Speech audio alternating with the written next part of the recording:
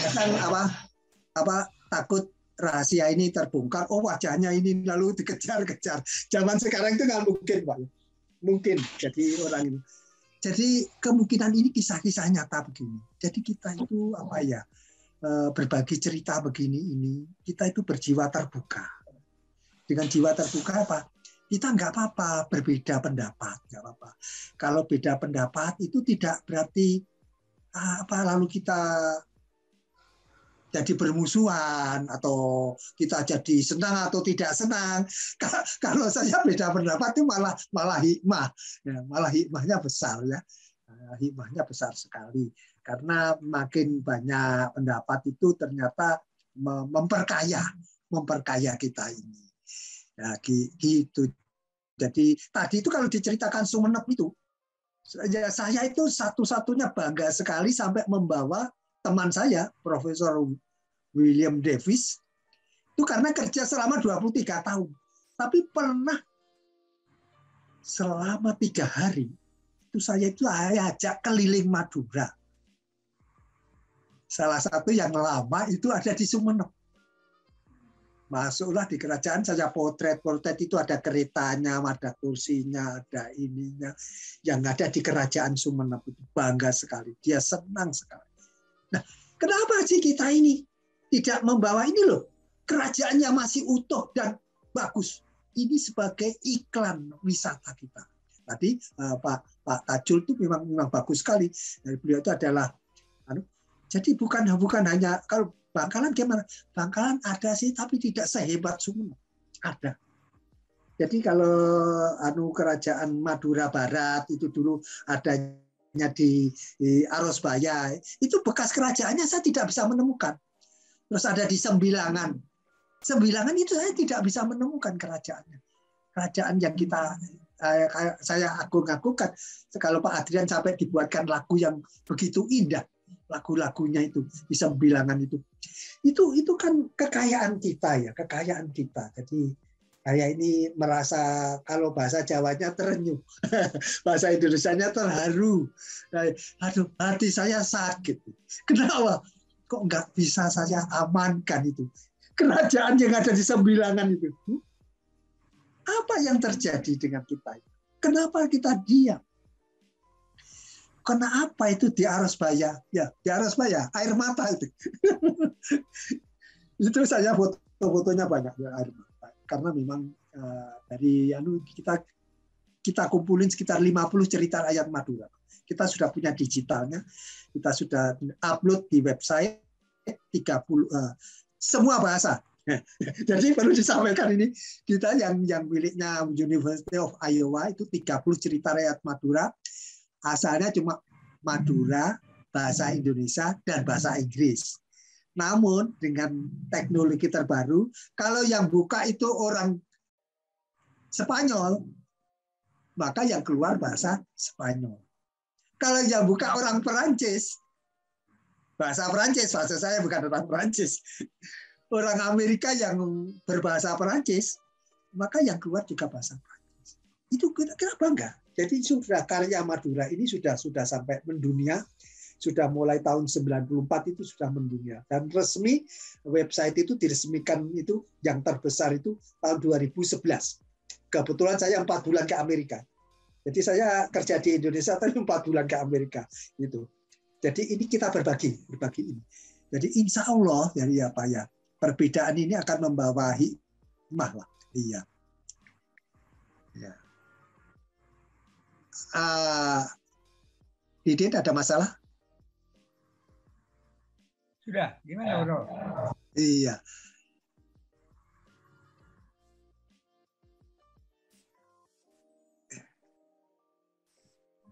Halo, masuk.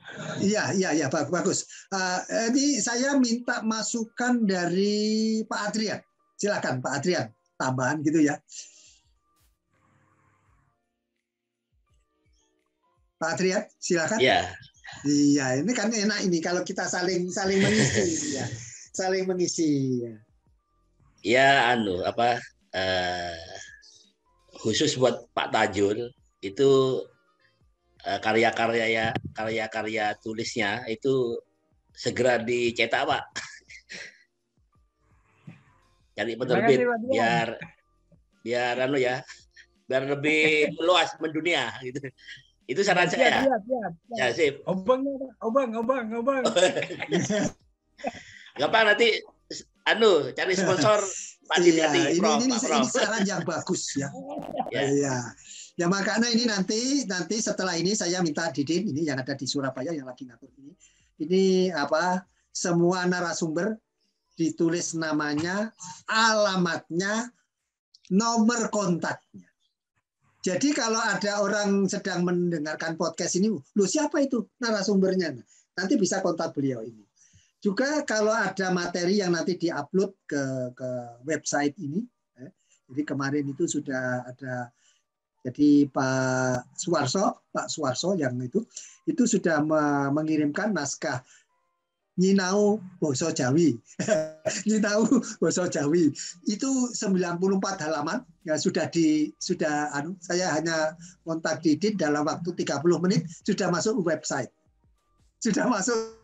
Saya biasa saya baca semua itu. Saya baca dan sudah bagus. Dan ini nanti kalau ada teman-teman juga ya, Pak Daniel juga ya, kalau mau berbagi silakan. Ya. Halo. Prof. Iya. Bicara, Prof. Silakan. Nah, kalau yang akan datang, saya akan membawa Kris, Prof. Kris. Sumeneb Kota Kris. Ya, kalau begitu nanti kita atur waktunya dulu, ya. Kita atur waktunya dulu. Apa dua minggu lagi gitu ya, apa 3 minggu lagi, karena itu juga ada kelompok-kelompok lain yang sudah ngantri. Kelompok lain yang juga ngantri, jadi itu ada Bincang Jawa juga ada, Jawa ini nggak tahu Sunda itu akan menyusul atau tidak, Minangkabau akan menyusul atau tidak, Minang.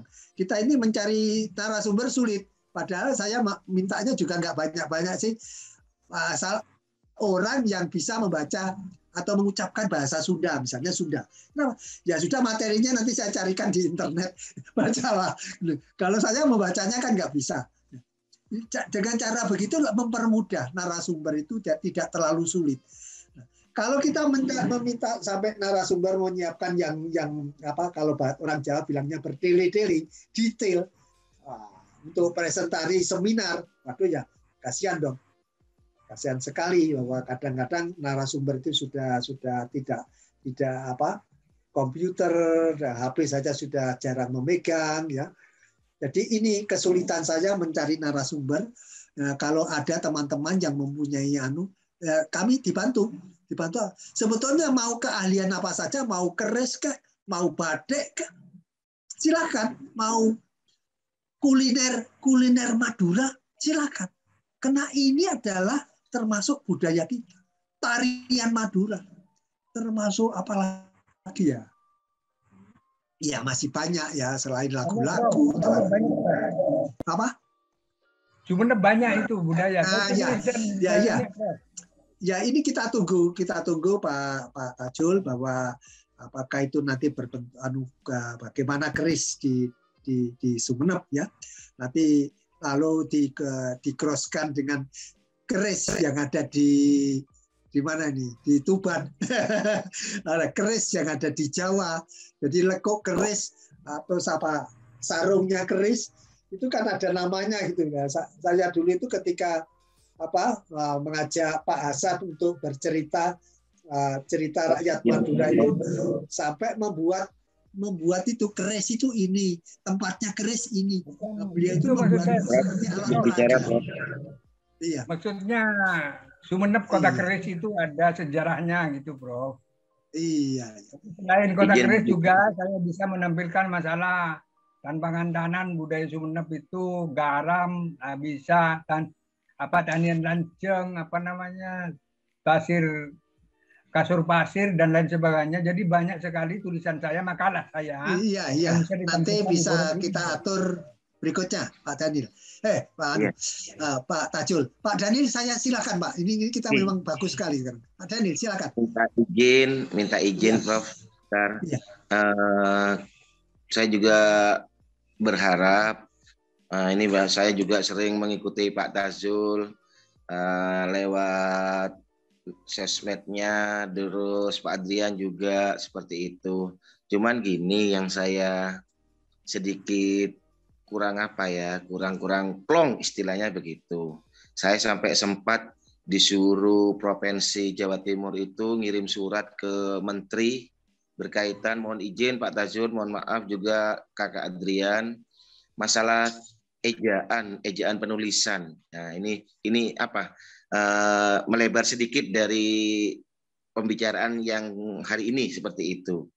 Nah, ejaan Sumeneb, Pamekasan, Sampang, Bangkalan itu mohon maaf kalau di tingkat SMA di Sumeneb, Sampang, Pamekasan, Bangkalan itu kayaknya seragam, termasuk yang di Jawa juga tapal kuda. Cuman masalahnya di SD dan SMP, nah ejaan di Sumeneb itu masih ada apa? Crash istilahnya kayak gitu. Crash, anggaplah crash. Dalam artian ya, ada yang di Sumeneb itu tetap kekeh dengan ejaan 73 kalau nggak salah. Kalau di tingkat SMP, tapi kalau tingkat SMA-nya itu sudah menggunakan ejaan yang terbaru kalau nggak salah ejaan 2011. Pamekasan, Sampang, Bangkalan, SD, SMP, SMA termasuk tapal kuda juga ejaan 2011. Nah, ini yang terkadang saya juga mohon maaf sekali, tetap saya hormat kepada beliau-beliau ini berkaitan, saya juga dulu waktu MGMP terakhir itu saya dipanggil di provinsi untuk menulis surat kepada kementerian menteri di Jakarta berkaitan ejaan ini. Jadi saya tetap kekeh dengan ejaan 2011. Kekeh dengan ejaan 2011. Kenapa? Karena menurut saya cara penulisan dan pembacaannya itu lebih mudah, lebih dipahami. Seperti itu, Prof. Seperti itu, Kakak Tajul dan Kakak Adrian. Terima kasih. Terima kasih. Ya, ini kan baru ya. Tapi bagus. Bagus. Prof, jadi gini, Pak. Enggak, ini ada tamu lagi, Pak. Sebentar, Pak. Ada tamu Pak Jumino. Pak Jumino, selamat datang. Pak Jumino. Ini teman saya, Pak Jumino ini dulu teman saya kuliah. Apa betul ya, Pak Jumino teman saya kuliah di PGRI Bangkalan ya. Itu saya jawab kuliah. Saya jawab dulu yang berikan. Boleh ya? Saya jawab yang ejaan. Iya, halo? Iya, ini Pak Jumino belum selesai. Yang ejaan saya jawab, Prof. Monggo dilanjut, Pak. Monggo dilanjut, Prof. Iya, sudah. Saya jawab yang ejaan, Prof. Ya, silakan Pak Anu. Nah, gini, Mas Dani, ejaan di Sumeneb itu ada tim Nabara. Jadi tetap mengikuti yang tim Nabara. ASEAN 73. Tapi kalau saya pribadi berkiblat pada Pak Adrian, yaitu M2, ejaan Madura tepat ucap. Jadi saya tidak mengikuti yang Sumeneb, tidak. Memang yang Sumeneb sendiri itu beda dengan yang lain. Itu Pak Denny, jadi jangan khawatir. Saya berkiblat pada ejaannya Pak Adrian Pawitra. Gitu. Mohon izin. Saya juga tahu Pak Dazul, mohon izin Prof sebentar. Saya juga tahu. Malah saya juga, mohon maaf, saya pendukung jenengan. Karena waktu itu terakhir saya MGMP dipanggil provinsi itu dengan Pak Yanto, mungkin jenengan juga tahu, Pak Harwianto, Pak Yanto dari Popote. Nah, dia juga minta bantuan, dia ikut istilahnya kekeh dengan 2011 kan seperti itu. Dia juga ikut. Nah, saya hanya ingin keinginan kan, cuman keinginan, barangkali ya bagaimanalah Pak Tajul juga orang Sumeneb, juga budayawan Sumeneb, paling tidak ya bisa istilahnya ngutik-ngutik lah supaya seragam. Kalau memang nggak mau 2011 ya biar kekeh tetap 2073, maksudnya seperti itu. Kalau bisa ya biar dulu. Ini kan hanya permintaan barangkali. Saya sampai ngirim surat ke menteri. Halo ya. Iya. Dewan Pakar Madura, di tim Nabara, tapi sekarang keluar. itu sudah mereka punya pedoman yang bagus sesuai dengan keyakinan mereka. Jadi saya tidak bisa berkutik sudah. Biarin saja. Hukum. Terima kasih Pak Tajul. Terima kasih Pak Tajul ya. Jadi Pak Tajul masih berjiwa terbuka, tapi ya nggak apa-apa lah ya. Saya berdasarkan penelitian kami ya Pak Tajul, itu laporan Profesor Davis dan itu data Sumeneb itu juga ditulis. Jadi kenapa sampai tahun sekian itu ada semua. Bapak memang kesepakatan itu begitu sulit untuk keseluruhan. Tapi pelan-pelan sekarang terbukti. Sebetulnya kan hampir seluruhnya. Kalau ada sebagian kecil belum, kita tinggal berdoa saja. Semoga sekedar mendapat hidayah yang Maha Kuasa. Amin, amin. Jadi kita tidak usah membuat ini. Kalau saya ini karena ibarat 10, 9 sudah menyetujui, dan saya itu termasuk berjuang juga Pak Adrian dengan Pak Bill Davis itu. Jadi berjuang bagaimana ini bisa kompak, tapi kompak betul ya nggak akan bisa. Tapi terakhir sebelum meninggal itu Pak Bill Davis itu bangga sekali bahwa akhirnya yang dicita-citakan sudah mendekati kenyataan, bahwa Madura dengan penulisannya sudah tepat. Jadi yang kamusnya Pak Adrian yang sekarang ini juga yang kita sudah siap membeli pada waktu cetakan pertama dulu, itu saya sudah punya. Pak Bill itu kalau beli itu nggak 1, 2 untuk dia, saya juga dibelikan. Jadi itu kebanggaan kami bahwa Madura itu penulisannya, kamusnya lengkap. Itu kita bangga. Ya nanti saudara-saudara kita yang ada di Sumeneb, kan saya kebetulan juga sambil podcast ini juga ngajak kalau bisa saudara-saudara kami dari Dinas Pendidikan Bangkalan, Sampang, Pamekasan, Sumeneb, mari dong bergabung. Gitu loh. Bergabung apa? Ini tidak alergi. Ini Pak Surahman ini juga orang ya jelek-jelek, ini orang Bangkalan loh. Jelek-jelek ini orang Bangkalan. Ya kalau mau membangkitkan sastra, bagaimana kita melestarikan budaya bangsa kita ini, kan masa menunggu dari Amerika ini? Kan nggak perlu. Jadi tidak perlu. Jadi kami ini juga nanti mohon maaf bapak-bapak semua ya yang ada jadi termasuk Pak Jumino ya. Tadi Pak Anam karena kepentingan lain sudah meninggalkan ya. Ini sebentar lagi hasil podcast ini akan saya kirimkan profesor-profesor di Amerika Serikat ya. Bahwa di Indonesia, khususnya di Jawa Timur, ini semangat untuk melestarikan bahasa, sastra, budaya itu luar biasa. Termasuk kemarin itu peta yang dibuat timnya Pak Fendi, itu akan saya pakai bahan bukti. Sedangkan peta yang dibuat oleh Belanda, saya pakai barang bukti juga.